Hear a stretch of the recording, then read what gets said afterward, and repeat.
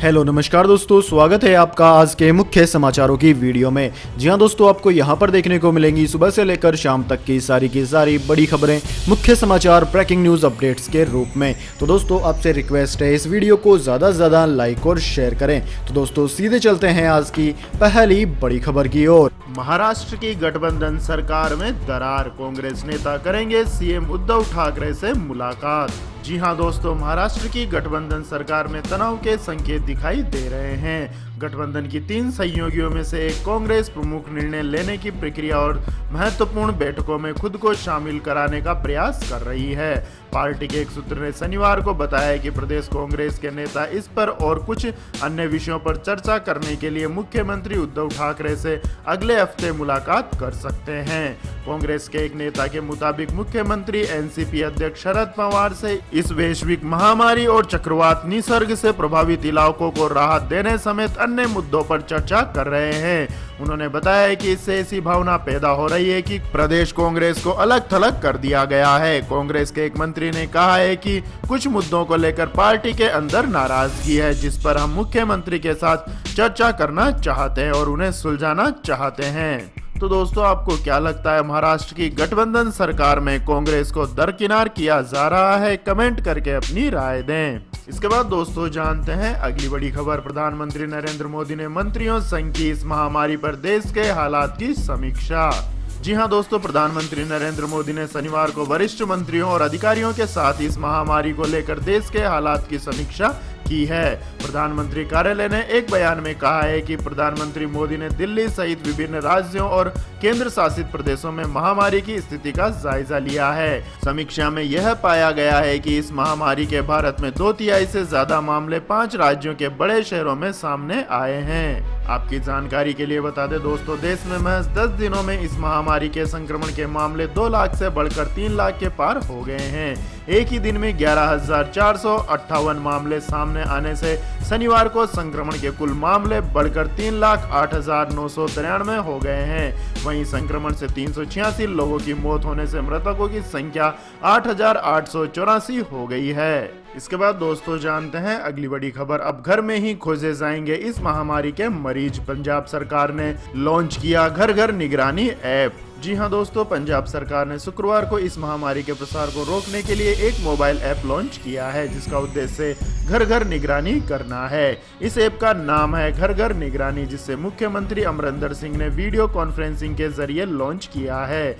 मुख्यमंत्री ने स्वास्थ्य विभाग की इस पहल के बारे में बताया है कि इसमें आशा कार्यकर्ताओं और सामुदायिक स्वयंसेवकों को शामिल किया गया है, जिसकी मदद से इस महामारी के बारे में शुरुआत में ही पता लग सकेगा। इसके बाद दोस्तों जानते हैं अगली बड़ी खबर। कश्मीर में लॉकडाउन में छूट से दुकानदारों को राहत, लाल चौक का मुख्य बाजार खुला। जी हां दोस्तों, इस महामारी ने कारोबार करने का तरीका भी बदल दिया है। लॉकडाउन में मिले छूट, शर्तों और सावधानियों के बीच कश्मीर में लाल चौक का मुख्य बाजार खुल गया है, लेकिन इसके लिए एक शेड्यूल तय किया गया है। प्रशासन की अनुमति के बाद लगभग 3 महीनों के बाद श्रीनगर के मुख्य बाजार में चहल पहल दिखी और हैंडीक्राफ्ट, वर्कशॉप, सैलून, हार्डवेयर की दुकानें खोली गई। वहीं जरूरी सामग्री वाली दुकानें हर दिन खुली रहेंगी। दुकानदारों ने बेहद खुशी जताते हुए कहा है कि आज हमने राहत की सांस ली है। इसके बाद दोस्तों जानते हैं अगली बड़ी खबर। भारतीय इलाके पर नेपाल की दावेदारी वाला बिल नेपाली संसद में हुआ पास, एक भी वोट विरोध में नहीं। जी हां दोस्तों, नेपाल की संसद ने भारत के कुछ इलाकों को अपना बताने के लिए नक्शे में बदलाव से जुड़ा बिल शनिवार को पास कर दिया है। यह बिल संविधान में बदलाव करने के लिए लाया गया था। बिल नेपाल की कानून मंत्री डॉक्टर शिवमाया तुम्बाड ने प्रतिनिधि सभा में पेश किया था। इसके सपोर्ट में 258 वोट पड़े, विरोध में एक भी वोट नहीं पड़ा। इस पर भारत के विदेश मंत्रालय के प्रवक्ता अनुराग श्रीवास्तव ने कहा है कि हमने गौर किया है कि नेपाल की प्रतिनिधि सभा ने नक्शे में बदलाव के लिए संशोधन विधेयक पारित किया है, ताकि वे कुछ भारतीय क्षेत्रों को अपने क्षेत्र में दिखा सके। हालांकि हमने इस बारे में पहले ही स्थिति स्पष्ट कर दी है। यह ऐतिहासिक तथ्यों और सबूतों पर आधारित नहीं है। ऐसे में उनका दावा जायज नहीं है। यह सीमा विवाद पर होने वाली बातचीत के हमारे मौजूदा समझौते का उल्लंघन भी है। तो दोस्तों, इस बिल को पास करके क्या नेपाल भी पाकिस्तान वाले रास्ते पर चल पड़ा है? कमेंट करके अपनी राय दें। इसके बाद दोस्तों जानते हैं अगली बड़ी खबर। दिल्ली में हाउसिंग सोसाइटी ने शुरू की जान बचाने की मुहिम, इस तरह कर रहे हैं मदद। जी हां दोस्तों, दिल्ली में अस्पतालों की बद इंतजामी को देखते हुए हाउसिंग सोसाइटी ने कदम आगे बढ़ाया और ऑक्सीजन मशीन खरीदी है।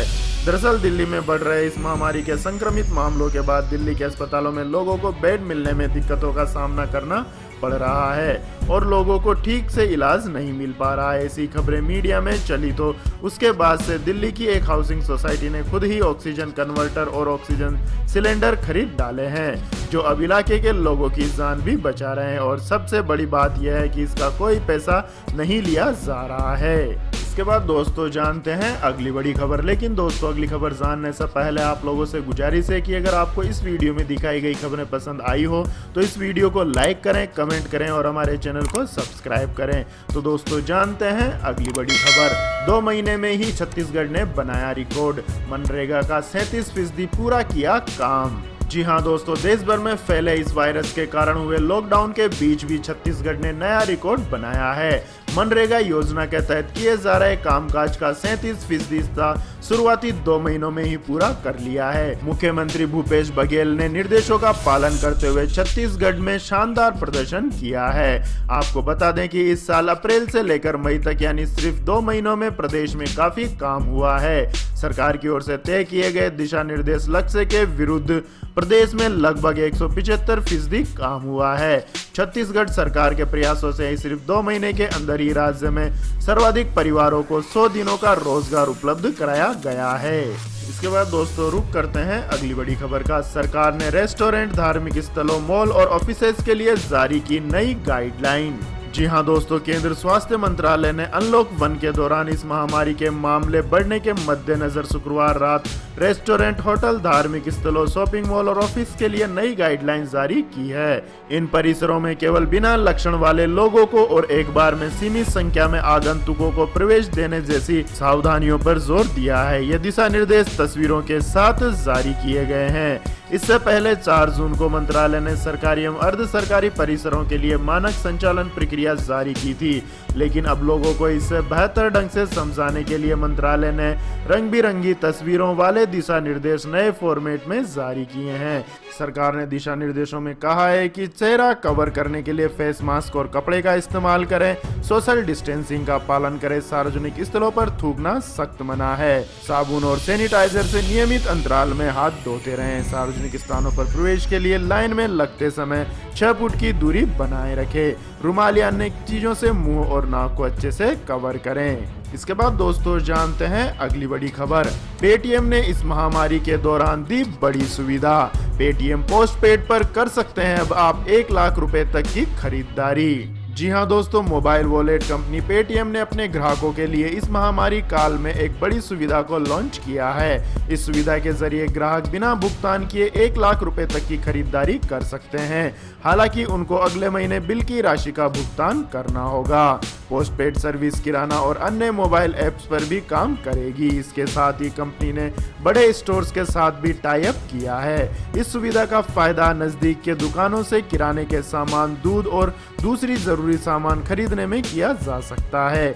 कस्टमर्स इन सामानों को Haldiram, Apollo pharmacy, Croma, Shoppers Stop जैसे स्टोर से भी खरीद सकते हैं। पेटीएम पर उपलब्ध तमाम तरह के बिल पेमेंट के लिए भी इस सुविधा का फायदा ले सकते हैं। इसके बाद दोस्तों जानते हैं अगली बड़ी खबर, जो कि पैन कार्ड धारकों के लिए बहुत महत्वपूर्ण है, क्योंकि एक चूक होने पर आप गंवा सकते हैं 10,000 रुपए। जी हां दोस्तों, आजकल परमानेंट अकाउंट नंबर यानी पैन का काफी इस्तेमाल होता है। ऐसे में आप इसकी जानकारी कहीं न कहीं भरते जरूर हैं, लेकिन आपको बता दें कि पैन कार्ड की जानकारी भरते समय खास सावधानी बरतनी चाहिए। अगर आपने कोई गलती की हो तो आपको 10,000 रुपए का जुर्माना देना पड़ सकता है। 10 अंकों के पैन नंबर को बिल्कुल सावधानी से भरें, इसमें कोई भी स्पेलिंग मिस्टेक आपको भारी पेनल्टी की तरफ भेज सकती है। यही नहीं, अगर आपके पास 2 पैन कार्ड हैं तो भी आपको मोटा जुर्माना भरना पड़ सकता है। आयकर विभाग बड़ा जुर्माना लगाने के साथ आपका वाजिब पैन कार्ड भी कैंसिल कर सकता है। पैन कार्ड न रहने पर आपका बैंक खाता भी फ्रीज हो सकता है। इसलिए दोस्तों, जब भी आप पैन कार्ड से संबंधित जानकारी कहीं भी भरें तो अच्छी तरीके से चेक करें और होने वाले संभावित नुकसान से बचें। इसके बाद दोस्तों जानते हैं अगली बड़ी खबर, किसानों के लिए बड़ी खुशखबरी। एक खास स्कीम के तहत किसानों को दिए सरकार ने 9,000 करोड़ रुपए। जी हां दोस्तों, केंद्र सरकार की ओर से किसानों के लिए शुरू की गई फसल बीमा योजना के तहत देश भर में अब तक लगभग 14,000 करोड़ रुपए के फसल बीमा के दावे सामने आए हैं, जिसमें अब तक केवल 9,000 करोड़ रुपए के दावों का भुगतान किया गया है। मीडिया रिपोर्ट्स के मुताबिक सबसे ज्यादा दावों का निपटान हिमाचल प्रदेश, उत्तर प्रदेश और महाराष्ट्र में हुआ है, जहां लगभग सभी दावों का निपटान किया गया है। आपको बता दें कि पहले प्रधानमंत्री फसल बीमा योजना सभी किसानों के लिए अनिवार्य थी, लेकिन अब यह स्वैच्छिक कर दी गई है। अगर किसान बीमा का प्रीमियम बैंक में जमा करे तो उसको इस योजना का लाभ मिल सकता है, अन्यथा नहीं मिलेगा। दोस्तों, अगर आप भी खेती किसानी से जुड़े हुए हैं और प्रधानमंत्री फसल बीमा योजना का लाभ उठाना चाहते हैं तो खरीफ की फसलों के बीमे की अंतिम तारीख 31 जुलाई 2020 है। तो दोस्तों जानते हैं आज के मौसम अपडेट्स। इन राज्यों में है अच्छी बारिश के आसार और जानिए कहां तक पहुंचा मानसून। जी हां दोस्तों, मौसम विभाग की रिपोर्ट के मुताबिक एक पश्चिमी विक्षोभ सक्रिय हुआ है। हरियाणा के ऊपर एक चक्रवाती सर्कुलेशन बना हुआ है। वहीं दिल्ली एनसीआर के आसपास पूर्वी हवाएं काफी अधिक नमी लेकर आ रही हैं। इसके चलते जम्मू कश्मीर, लद्दाख, उत्तराखंड, पंजाब, हरियाणा, चंडीगढ़, दिल्ली, उत्तर प्रदेश और राजस्थान के आसपास के इलाकों में तेज हवाओं के साथ बारिश होने की संभावना है। वहीं मध्य प्रदेश, बिहार, पश्चिम बंगाल, सिक्किम, अरुणाचल प्रदेश, असम, मेघालय, नागालैंड, मिजोरम, मणिपुर, गुजरात और कर्नाटक के तटीय इलाकों में भी बारिश दर्ज की जा सकती है। मध्य प्रदेश और आसपास के इलाकों में भी एक सर्कुलेशन बना हुआ है। आपकी जानकारी के लिए बता दें दोस्तों, मौसम विभाग की रिपोर्ट के मुताबिक दक्षिण पश्चिम मानसून मध्य प्रदेश, तेलंगाना, विदर्भ, छत्तीसगढ़, बंगाल की खाड़ी, अरुणाचल प्रदेश, असम, मेघालय, उड़ीसा और पश्चिम बंगाल के कई हिस्सों तक पहुंच चुका है। मानसून की आगे बढ़ने की रफ्तार अच्छी है, ऐसे में जल्द ही ये अन्य राज्यों तक भी पहुंच जाएगा। नॉर्दर्न लिमिट ऑफ मानसून भी काफी तेजी से आगे बढ़ रहा है। यह बीड, वर्धा, रायपुर, समलमपुर, वर्धमान और सिलीगुड़ी तक पहुंच चुका है। इसके बाद दोस्तों जानते हैं अगली बड़ी खबर, 7वें दिन भी लगातार बढ़े पेट्रोल डीजल के दाम। जी हां दोस्तों, पेट्रोल डीजल की कीमतों में लगातार 7वें दिन भी बढ़ोतरी हुई। हालांकि कच्चे तेल की कीमतों में लगातार कमी आ रही है। इसके बावजूद तेल कंपनियां उपभोक्ताओं पर 7 जून से कीमतों में प्रतिदिन बढ़ोतरी कर रही है, जिससे दिल्ली में पेट्रोल की कीमत 59 रुपए बढ़कर 75 रुपए 16 पैसे प्रति लीटर हो गई है। वहीं डीजल की कीमत 58 पैसे बढ़कर 73 रुपए 39 पैसे प्रति लीटर पर पहुंच गई है। इसके बाद दोस्तों जानते हैं अगली बड़ी खबर, चीन में आई इस महामारी की दूसरी लहर, बीजिंग के कई बाजार हुए बंद। जी हां दोस्तों, चीन की राजधानी बीजिंग में इस महामारी के 6 नए स्थानीय मामले सामने आने के बाद बाजारों को बंद कर दिया गया है। इन नए मामलों के साथ ही बीजिंग में पिछले 3 दिनों में संक्रमितों की संख्या बढ़कर 9 हो गई है, जबकि देश के अन्य हिस्सों में संक्रमण के 12 नए मामले सामने आए हैं। चीन के राष्ट्रीय स्वास्थ्य आयोग ने शनिवार को बताया कि देश में शुक्रवार को इस महामारी के कुल 18 नए मामलों की पुष्टि हुई है, जिसमें से बीजिंग में स्थानीय संक्रमण के 6 मामले शामिल है। उन्होंने बताया कि शुक्रवार तक बिना लक्षण वाले 7 नए मरीज सामने आए हैं, जिससे क्वारंटाइन में रह रहे ऐसे मरीजों की कुल संख्या बढ़कर 98 हो गई है। इसके बाद दोस्तों जानते हैं अगली बड़ी खबर, एयर एशिया दे रही है 50,000 लोगों को फ्री में हवाई यात्रा करने का मौका। जी हां दोस्तों, किफायती विमानन कंपनी ने अपने 6ठे वर्षगांठ पर रेड पास पहल की अवधि बढ़ाने का ऐलान किया है। इस खास पहल के तहत एयर एशिया डॉक्टर्स को फ्री में यात्रा कराएगी। विमान कंपनी ने बताया है कि इस सुविधा का लाभ देश भर के डॉक्टर्स घरेलू उड़ानों के लिए उठा सकते हैं। कंपनी ने प्रवासी मजदूरों के लिए भी उम्मीद की उड़ान पहल को जारी रखने का ऐलान किया है। एयर एशिया ने शुक्रवार को प्रेस रिलीज जारी कर इस बारे में जानकारी दी। इस विमान कंपनी ने बताया कि कोई भी डॉक्टर अपने कॉन्टेक्ट डिटेल्स, रजिस्ट्रेशन नंबर या आईडी प्रूफ को 19 जून 2020 तक कंपनी की वेबसाइट पर अपलोड कर सकते हैं। कंपनी ने बताया है कि 50,000 ऐसे एयर एशिया रेड पास जारी किए जाएंगे। इसके बाद दोस्तों जानते हैं अगली बड़ी खबर, 16 जून को लॉन्च होगा मोटोरोला वन फ्यूजन प्लस। जी हाँ दोस्तों, मोटरोला अपना नया स्मार्टफोन लाने की तैयारी में है। कंपनी ने अपने नए phone Motorola one fusion plus को फ्लिपकार्ट पर रिलीज कर दिया है। कंपनी ने ट्वीट पर भी इस फोन को लेकर जानकारी दी है।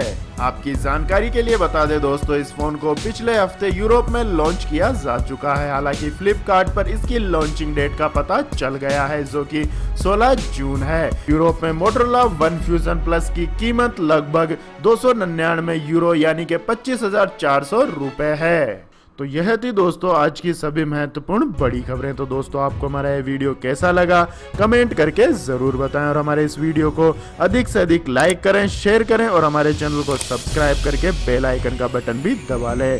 धन्यवाद। जय हिंद, जय भारत, वंदे मातरम।